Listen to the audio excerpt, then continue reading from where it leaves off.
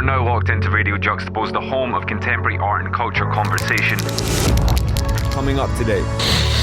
Because it looks really romantic, like you're the cool artist, everybody loves you, but it's really an isolating practice, and there's a lot of self-doubt. Even if you are a rock star artist, you have to present these largely personal ideas to a broad audience and hope they receive it well. This is Radio Juxtapoz. Thank you for downloading this episode of the Radio Juxtapoz podcast. My name is Doug Gillen. I'm coming to you out of London right now. I am only one half of the complete Radio Juxtapoz experience. Evan Preco, the yin to my yang, is currently tucked up in his bed in San Francisco.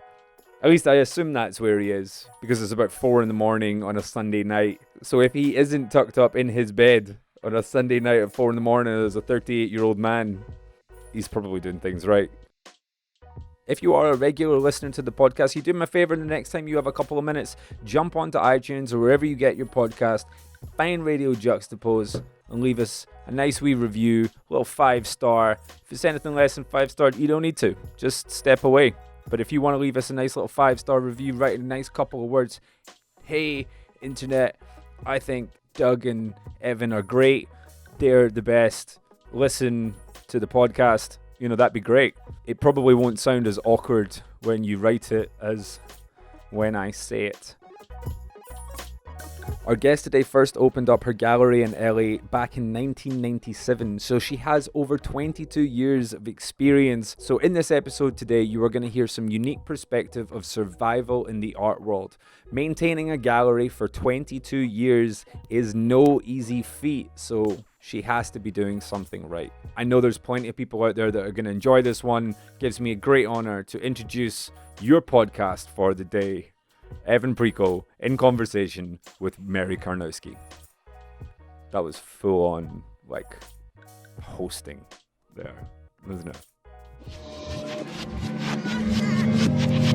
I was overhearing a conversation you were just having, and I was thinking to myself, you've been in Los Angeles for how many years now with the gallery? I opened in 97, so 22 years? 22 years. Okay, yeah. So do you ever think you would ever move to a different place? Or is LA always, it's just so ingrained with you? Like, are you ever like, maybe I should just open a gallery in Vermont and just... Well, you know, I opened a second gallery in Berlin. That's right. For a few years, and that was a really interesting experience. It was a great experience. You kind of broke, like, that was a really interesting turning point where I remember a lot of us started, when you did that, like, oh, okay, so Berlin that's a spot. Like, yeah. We all need to pay attention to what's going on there. Yeah. It was really great, and it kind of came about at a party at Art Basel when some of my friends from Berlin were partying with me, and we're like, let's open a gallery. And so I traveled there. We were in negotiations, and they wanted too much, of course, of my business. So I'm like, oh, I'll do it on my own. Yeah, right. Which was ridiculous and wonderful because it was really hard. I don't speak German. But it was a great experience, and there was so much happening there, and artists could afford to live in these beautiful studios and make their art. But like anywhere else, the rent started to increase. Yeah, right. Our rent increased. We were there 2 years, and then I got pregnant, and I decided it would be too hard to travel and came back. You could have had a German baby, though. I know. Yeah. My daughter's name's Astrid, so there was some influence. You've seen Los Angeles go through so many different ebbs and flows. I've used the word ebbs and flows a lot this weekend. But you've now seen this new transformation with Los Angeles where all these New York galleries have kind of blue chippy galleries have moved in, and Los Angeles has re-emerged as definitely America's number 2 art. I mean, it's if not number 1. If not number 1, exactly. Yeah. What is Los Angeles like right now for you? Well, I feel 2 ways about it. I think people are coming here because it still is this sort of ideal and idea of the wild, wild west. When everything can happen, anything can happen. Yeah. Because there isn't this hierarchy or structure to how business is done. Mm-hmm. I mean, you can write a screenplay and hit the pavement and somebody might buy it. Right. You don't always have to have a big agent. There are people who actually are creating things and connecting people. Mm-hmm. There is money here. And I think people tend to buy things that they like go with their gut a little bit more than maybe some other places. On the other hand, it's also really difficult because of that. There's just this huge influx of people who are changing Right. LA. And Right. I don't know if that's for the better. I've always thought about Los Angeles that you can tell somebody what you're working on, and no matter how crazy it is, they're with you in the conversation. Completely. You Yes, know, which is yeah. I've always really appreciated about Los Angeles. You can tell them the people you know, or it's everybody's. It's competitive, but it's open for a conversation at all times. It is, Which yeah. I really have always liked. There is this, I think to a certain degree, there is still this kind of optimism. Right. Yeah. I was text messaging with a friend earlier saying that I was going to talk to you, and she's like, okay, just ask her this simple question. I'm like, okay, how do you have a gallery open for 22 years? Oh, that's And a really good question. And it's just like, it's the question. Yeah. You yourself have to stay motivated. Yeah. You have to, it's just 22 years of doing it. It's a very, I mean, you should be very proud. It's very significant. Thank you. How do you do it? And it It's sounds so rolling. simple, but Yeah. Well, I think a lot of artists, are asked the same question. Like, how do you create art your whole life? And I think for me, it's sort of necessity because it really is what I've done and what I've wanted to do. And I feel fortunate to have been in a position where I created something that has sustained me. And it's gone through, waves of me doubting and wondering, how can I continue this? And luckily, there have always been situations like a great artist who gives me the same support that I give them and encouragement to want to continue. And that's inspiring. So it goes both ways. I mean, there are certain galleries that are really motivated by the dollar. And there are galleries, that need funding to stay open, which is a gallery like mine. But also there are galleries that really need something to believe in. So I fall into that category as well. And I really love interacting with artists. I love supporting artists. I love, not being an artist, that I can sort of help them fill in the gaps. oh, that's an interesting. Yeah, that's an interest. Bit. Yeah, that's an interesting way of phrasing it. Yeah, I think that makes sense. Because people always say, "Oh, are you an artist?" And I'm like, "Hell no! Yeah. It's the hardest job on the planet. Right. No way." Yeah. But I think I can see things that they can at times and guide them. What was the first show that you did? Todd Schorr and Kathy Schorr, That's 1997, opened my amazing. gallery. Like an 800 square foot space on the second floor of the Art 170 building. Did you have? I was talking to Camille Rose Garcia about this yesterday. The mid 90s in Los Angeles, and was there a feeling that something magical was happening? Absolutely.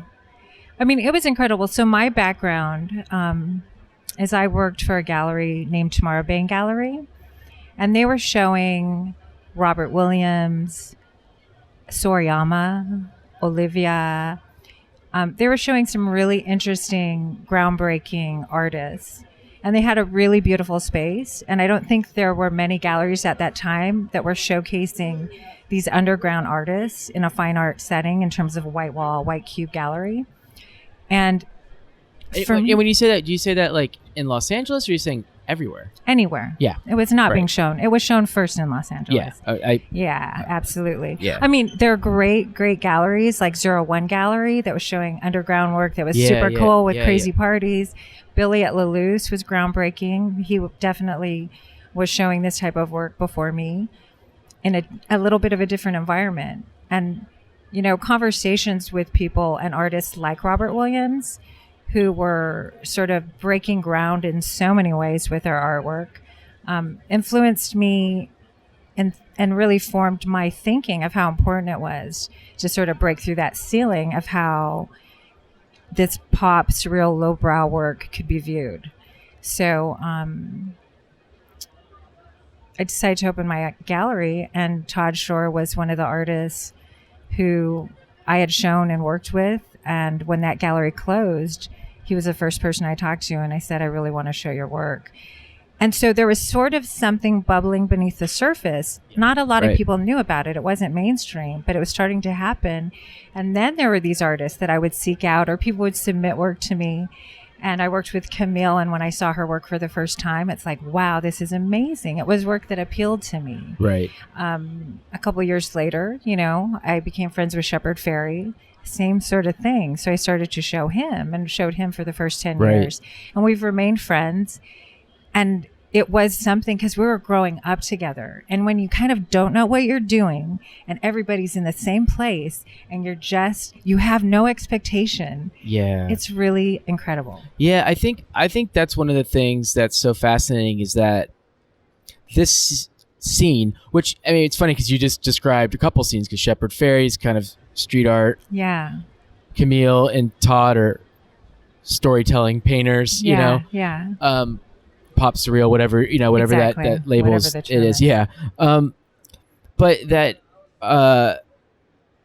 it's gone on now for 25, 30 plus years and hasn't lost steam. Yeah. And I think everyone thought it was going to go away. Completely. And scenes don't last that long. No, they don't. And I think, there are certain lanes to, that kind of developed. Shepard became it more in the lane of street art. But there Right. have been times where there's been this incredible crossover because Right. the work relates. Right. And it has sustained itself. And it's been hard to sustain, but there are museums still doing incredible shows with this work. There's still funding for Right. it. So I feel like we're on the verge of a second coming. And I feel it now more than I've ever, because there's a time that I wondered. I'm 100% with you. And I think what's interesting, what I'm noticing more and more, and we can talk about where we are at DesignerCon too and how it relates, but it does seem, and I was going to ask this, that there's a lot of good painters right now. Yes. So why it might feel similar to the 90s, that there just seems like to be a lot of good people. I think there are a lot of good people, and I think that a lot of people have overcome these sort of the down and up Yeah. cycles, and it's regulating. People's prices are regulating people's expectations, people's perceptions. And I think, despite all the political and social upheaval, I think people are finding their grounding and what really matters to them, Mm-hmm. what really counts. And a lot of the extraneous stuff is falling away and people are digging their heels in. It's like, this is what I'm about. This is what my art's about. And people know the difference. Like, there's no more BS happening, Yeah. I really like that observation. I haven't thought about that, where it feels like maybe we were so inundated by social media and everything Yeah. that people are going back to like, you know what, this is what I like. Yeah. And I'm kind of tired of sort of being told what to like, or so. It's just like they're kind of, I like that. Yeah, and I think people are finally able to filter through Yeah. a little bit. It's so overwhelming, and we're inundated with visual information relentlessly. And I just think now people are learning to sort of step away, and they're appreciating things that are handmade. This has been great at DesignerCon for us because a Yeah. lot of people haven't seen the work in person. Yeah. So you have big audiences that have never seen, a painting in the flesh, and it feels so different. It looks different. Everything relates Yeah. differently. And I think that's where yesterday in the panel that I was doing, we talked about, and it's a theory I have, and you're the perfect person to test this theory out, is that when Robert started Juxtapoz and everybody around that scene, these artists had been known so well for some of the commercial practices they were doing, Right. whether it be album covers or poster art or skate graphics or what have you. And then Juxtapoz was trying to shine a light on the actual art behind that, and now we're here at a convention where it's almost like the opposite, where it's like it's kind of like now we're coming back into that scene where it's like, here's the art again, Right. like here's all the product that's about it. Now it's so interesting how it's like we're kind of in the same era. It's fascinating. It is. And I started to go to Comic-Con really early on. Yeah. And it had a similar feel because there were a lot of artists who had tables. And, James Jean would be there. Friends with You were making their plush toys. There was a lot of great art, and you could interact with the artist directly. And this has a similar feel to it with a visual artist taking place and being able to interact. And there's a lot of graphic work. There are a lot of toys. But there's high craftsmanship and a lot of great energy. And so I do think that it's sort of a common meeting ground that has a lot of potential. And you don't have to explain a whole lot because there's already the foundation of the culture here that relates to the artwork. But then you just see different levels of it. Is this underground culture? I know. Good question. I don't, I have such a skewed perspective because it's so part of my world. Right. But, like walking around yesterday, I was like, this is popular. It is. So I can't really call this. I felt uncomfortable calling this underground. Yeah. Because it felt maybe that's a positive to me because, absolutely. I feel like it's sort of a precious little treasure that maybe the whole world doesn't know about. But you're right. Yeah. It's not underground anymore. Was there something that you can pinpoint when you started to feel like, hey, this might not be underground anymore? Like the artists that I'm covering, like they're rock stars. Was that from the get-go, or is that something that? Well, that feeling is reinforced when you sell out shows, which happened a lot in those days. Right. And it's still happening. It just takes a lot longer because we're educating people and people are being, they're a little more discerning. There was just this whole energy at the time. But, I had this experience so early on working shows that Robert Williams, when he was exhibiting at the gallery that I worked at, that I got to see something that very few people got to see. Mm-hmm. And that was a waiting list of 150 people to buy a Robert Williams painting, and people like Nicolas Cage coming in and saying, will you hold this painting? I have to go sell a watch that I own, because he had a really beautiful collection of watches. And this is many years ago, and he was kind of starting his career. Right. But incredible people. Deborah Harry coming in. And so that was my first insight. And very few people knew that was even happening. But it was really spectacular. And he was a rock star even back then. Right. And then you just started to get the feel. But it happened. The wonderful thing is it happened really organically. Like the work sold itself. Right. It wasn't somebody talking about it. Yeah. It wasn't these other elements necessarily. There wasn't like an art forum feature. No. People came in and they bought it. This is something I always forget. How we've been so we're living in the digital world now, but how did word of mouth work back then? I know. I don't know. I mean, I really don't. I don't know.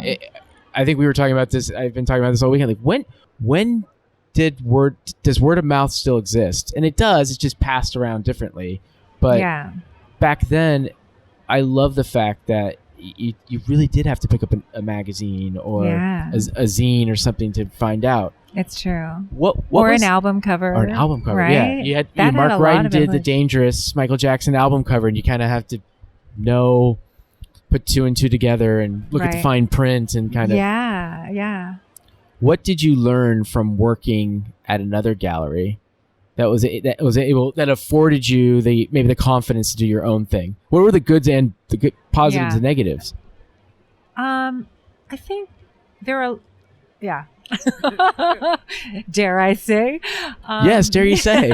Let's do it. I think that, I worked at a gallery that had this pretty incredible physical appearance. Like, it was a beautiful gallery. It was very fancy in terms of the space itself. And they had a good eye. But behind the scenes, it was almost like a boiler room. It's like your sales, you're accountable for your sales. And so it was an odd thing when it related to art. And I think that was the best training ground for me in terms of persistence, in terms of really going for things that I believed in, supporting things I believed in. But that is entirely, it contradicts my personality and the way that I view the world. So I learned not to do that, like in terms of a structure of my gallery and people who work for me. But I do think that the most positive influence was creating an environment that was serious for this type of artwork that wasn't taken very seriously. So I wanted it to be in a pristine space. I wanted to be professional. I wanted to be educated. I wanted to do my homework and present the artists the way they deserve to be presented, as serious artists in a beautiful setting. So that I did take away. And that's, that reflects my sort of aesthetic as well. Your galleries have always had, it's like you've let the work have a space to breathe in, and you can really like look at the work. And I think that's something I feel that is knowledge that you could pass on to younger gallerists, is presentation matters. Yeah. And the artists will thank you for that. Yes. And also, like, having a really rockin' opening and make it fun. Because does that still matter? It matters to me, and I think it matters to the artists who spend a year slaving away in a studio in total isolation, because it looks really romantic. Like, you're the cool artist, everybody loves you. But it's really an isolating practice. Right. And there's a lot of self-doubt. Even if you are a rock star artist, you have to present these largely personal ideas to a broad audience and hope they receive it well. Right. So the best you can do is have a really good party that's to celebrate their achievements. Right. Is it hard sometimes if you've got a rock star artist who's got so many fans, but let's say one show doesn't sell that well, but they've got so many followers on Instagram, so they have this, I don't want to say self-worth, but they have this sort of value of their fame, but perhaps one show doesn't sell. Is that like I know that happens all the time. Yeah. Is that kind of, how do you then have a conversation with the artist about keeping their confidence up? Right. Do you, is that something that is the hard conversation to have? It is a hard conversation to have, but it is a necessary one. I think nothing lasts forever, whether it's good or bad, and that's a good thing, because you're not going to suck forever and you're not going to be great forever. Luckily, they'll be a flip of a coin. And I think a lot of it is perseverance. I did this sort of obscure show downtown with Ed Moses and Robert Irwin and Laddie John Dill, like these big LA artists. Ooh, when was that? It was called Five Light. I'm a friend of Ced Moses, who's Ed Moses' son. So he's like, let's just do a fun show downtown. It was like 5 years ago, before Ed passed away. And I really learned so much from my conversations with Ed, because it was part of that Getty initiative, and I had to write a press release. Right. Yes. And I was sort of nervous about it because it's a little bit outside of my world. And so I was talking to Ed. I'm like, I have to write this press release. I wrote a really academic press release, handed over to Ed. And he's like, this is bullshit. This is the exact opposite of what I wanted to do. Completely. He's like, you tell them this is a press release. This is a group of my friends showing with you and having a good time. And I sent it to them. They're like, are you sure this is a press release? And I'm like, this is Ed's press release, so it is. And they're like, oh, okay. And it was the greatest experience, because I was sitting with Ed and I'm like, so you have had such an amazing career with so many ups and downs, ended up with high ups. How did you do it? And he's like, Mary, it's the last man standing. So you just keep doing you and tell your artist to just keep making art. I love it. And it was amazing. And you think about it, it's like everybody's going to experiencing these ups and downs, these ebbs and flows, like you were saying. Right. You just got to keep doing it. And that's what I tell artists. And I give them the example of other artists in their 70s and 80s who are still doing it, that sometimes didn't have gallery representation. Right. Do you feel too that you've become a gallerist in a time where people think being an artist is, I don't want to say easier, but because of things like Juxtapoz and social media and High Fructose and all these publications that have covered it, that people, there seems to be perhaps like a little bit of like, oh yeah, I can do this too. Yeah. But it's so hard. Yeah. It's not, I guess I've had this conversation with many artists over the years who are a little bit older than me, because I'm 38, so they might be in their 40s, and they would say, I didn't think I was going to have an art show when I left art school. And now I meet kids who think they're going to have an art show immediately. So I'm sure you've had portfolio sent to you. You're like, I think there needs to be some more time here. Yeah. There's a lot. I would say more than ever, people think they can be an artist because there are, platforms for them. So you can post anything you do on Instagram or Facebook or, any of these platforms that make it seem like you're an artist. You don't need gallery representation. And to me, as sort of a, semi-formal gallerist, that's tricky because you can't discern it. And galleries really are a filtering system to sort of help guide people towards exciting new artists that actually do have some chops. So when I think it's difficult to filter through things from a collector's point of view because they don't know how to read the visuals they're seeing. I feel like I get this thing that happens too, where a kid will come to me and say, well, I've been in some group shows and I have a studio in my house and I'm making art all day, but I want to know how to be an artist. I'm like, but you're an artist. Right. And I'm confused. What are you asking me? Well, how do I get solo shows? Time. Right. Just don't stop doing what you're doing. Yeah. And it's time. And I think I think when an artist is really serious coming out of art school, because I don't think art school prepares you necessarily for the real world sometimes.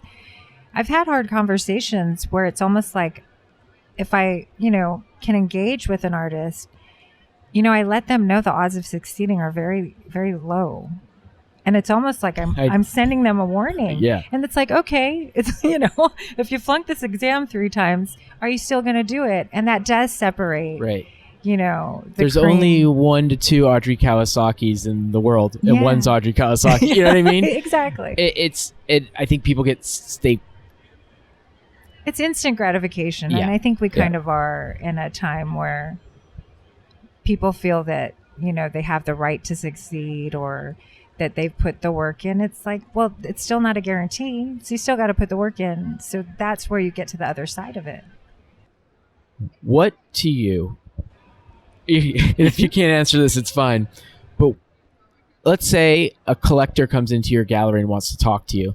What's like the questions that they ask you where you're like, okay, this person's done some research, or these people this is a good collector. Like, are there certain things that you noticed you're better collectors, like the questions that they ask? No, actually. Okay. I think collectors are really varied. Yeah. And I think some of the best collectors don't really reveal that much information. Oh, okay. I think that if they have done their homework, they've already stepped into the gallery, they know if they're going to buy or not. And then it's just a matter of the interaction that they have with you or the artist or seeing the painting that they love and they get it or they don't. Right. I think, there are very few ways that I feel you can sell artwork. I mean, truly convince someone. Right. You need to buy this painting. There's absolute necessity. But you can engage with them and sort of share your thoughts and maybe help steer them. But so much of it is such an intuitive engagement. Do you ever say something like, well, do you like the painting?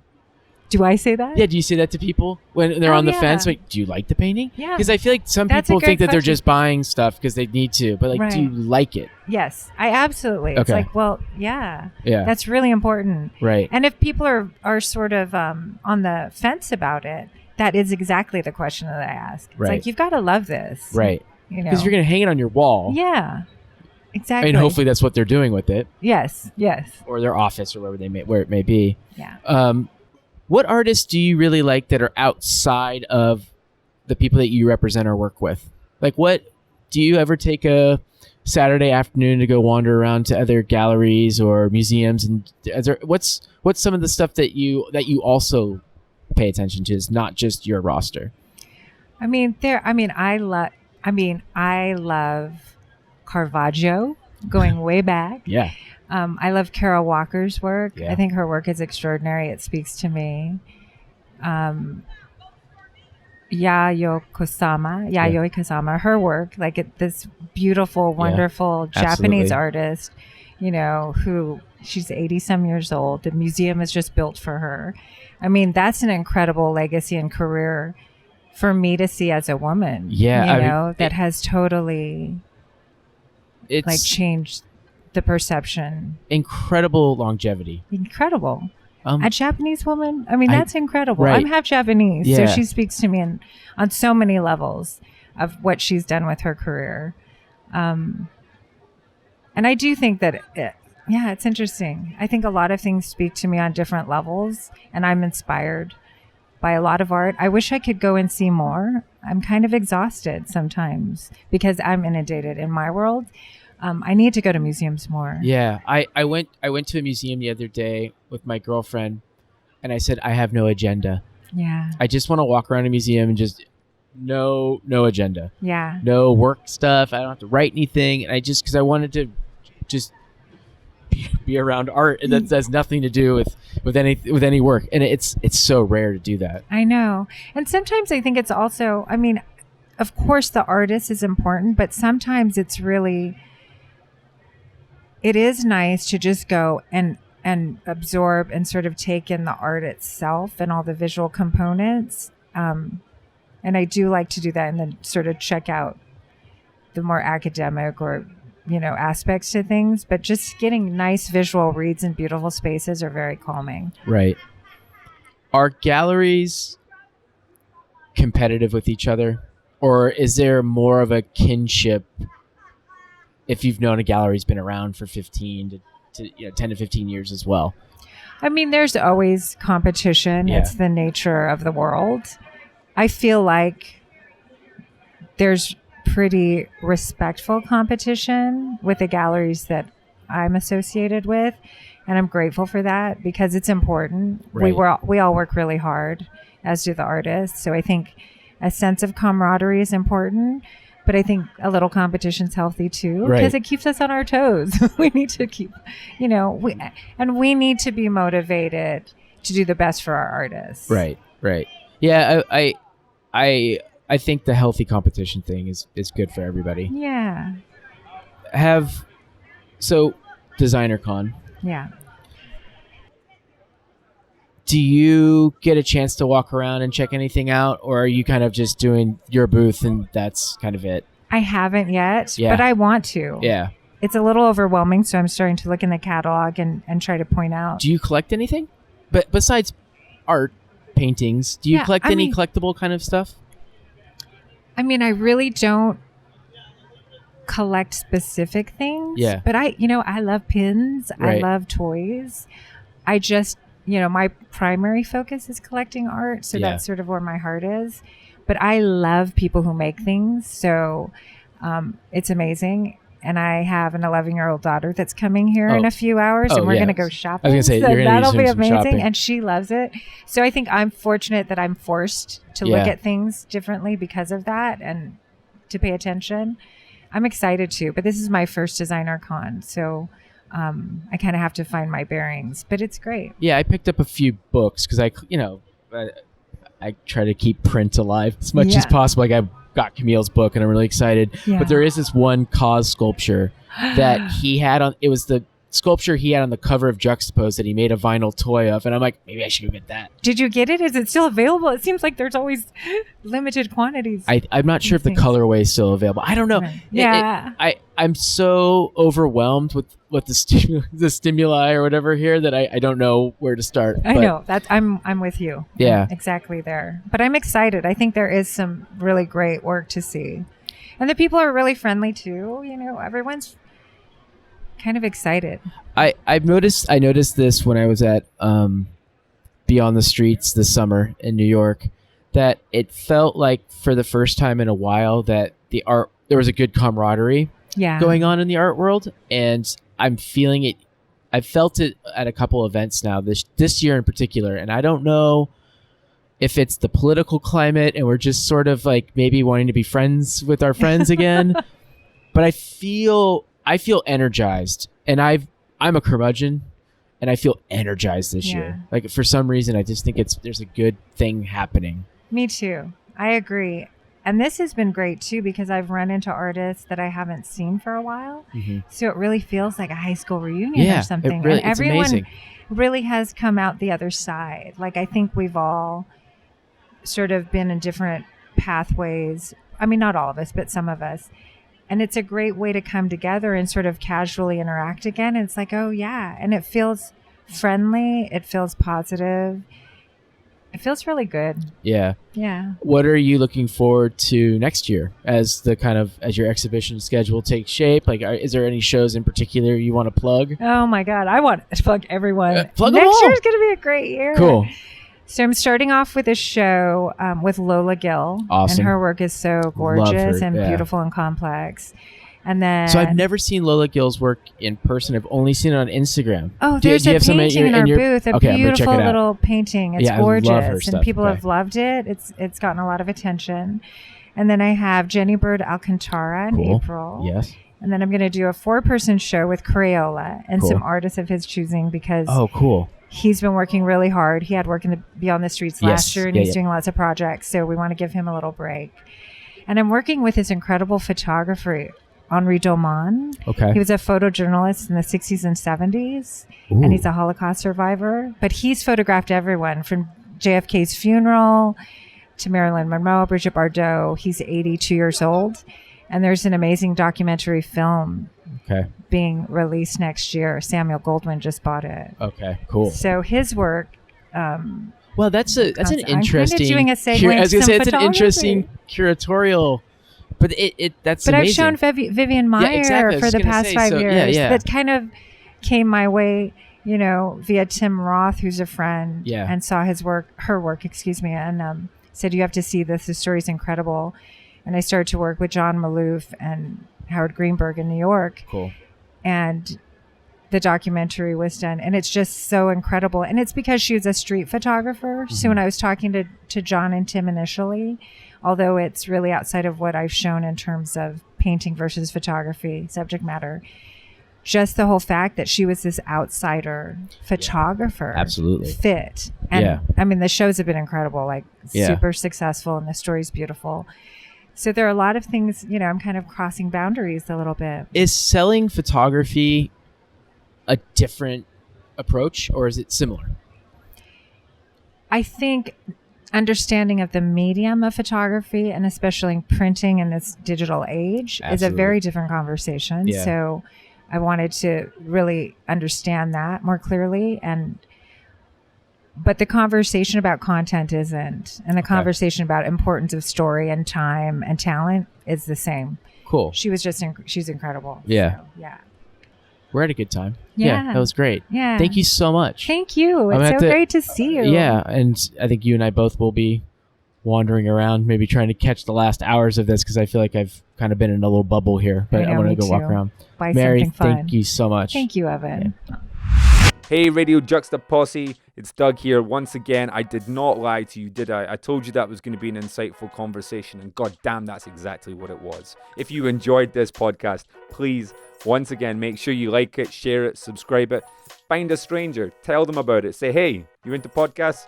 I got one for you. Till next time, stay safe, look out for each other. We'll be with you real soon.